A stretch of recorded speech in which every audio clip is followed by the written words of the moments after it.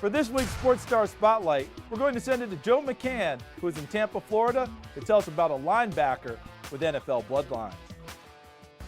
There's a new man in charge in Tampa as head coach Todd Bowles is seeking to get Tom Brady another championship ring. But just a few blocks away at Tampa Jesuit, Bowles' son Troy is seeking to get another ring of his own. The Jesuit Tigers have had a very good football program for several years, but a state championship had eluded them since 1968, as they often found themselves tripped up late in the playoffs by one of the powerhouses from South Florida.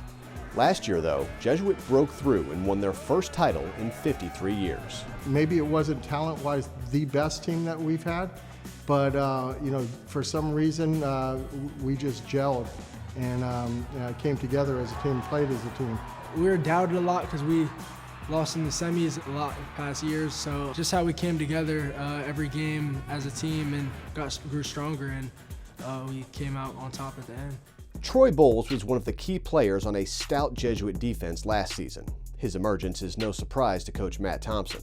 When Troy's father got the defensive coordinator job in Tampa in 2019, Troy and his older brother Todd Jr., who is now at Rutgers, came with him to Tampa and made a good first impression with the Jesuit coaches. Todd was a little bit more serious, and Troy was just a happy-go-lucky kid. I mean, he's always smiling. Very coachable kid. He's your prototypical coach's kid. He'll do anything that you ask him to do.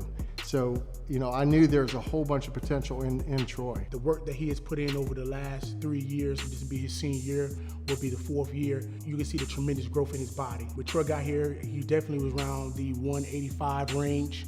Now he's like 220, 225. So you can see he's averaging probably between 10 to 15 pounds of muscle since he's been here. So that shows the determination that he has. Troy's drive is easy to see, but he's carried a special motivation in his heart after losing his mother 6 years ago. We keep her in our prayers like every single day and everything, but honestly, it motivates me more and my brother more every day.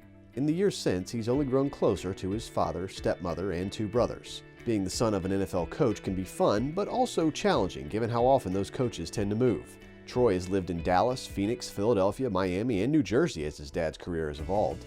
But the elder Bowles has always made time to make sure he's there for his sons. He influences me a lot. He actually told me, like, if I didn't want to play football, I don't have to, but if I was going to, then he was going to, like, be with me every step of the way. And it's good. We have a nice relationship. It's not all about football. We have fun. With the older brother playing football and being athletic too, I feel like I always have somebody to, like, compete against and try to be better than, so I guess that pushed me a lot. Still does. Being pushed and having that support system has helped Troy become arguably the best linebacker in the 2023 class.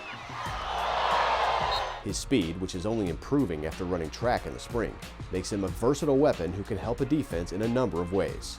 His versatility, we can move him everywhere because from the position he plays as an outside backer in a 3-4 scheme, he's essentially a defensive end, an outside backer, inside backer, and now possibly a safety. He's played well for us and great, and he has all these accolades, but I don't think that he's even near his potential of what he could be. Believe it or not, man, he came to us, he was a running back.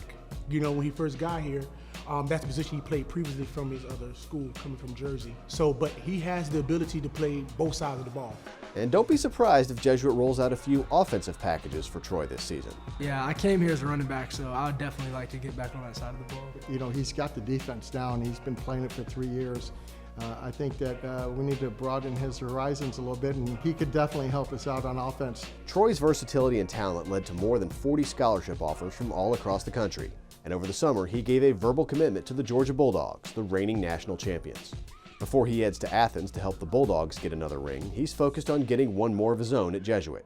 But he knows that one day, relatively soon, he could be playing in a bigger stadium, like the one just up the road where his father is. That would be crazy. I almost can't even dream of it. My long-term goal is to make it to the NFL, long-term, but I'm just taking it step by step right now. There's nothing on the field that I could complain about Troy. All the efforts there, just one of those dream kids to coach. I don't think it's nothing at the next level that he can accomplish. It's just because of his ability, his IQ.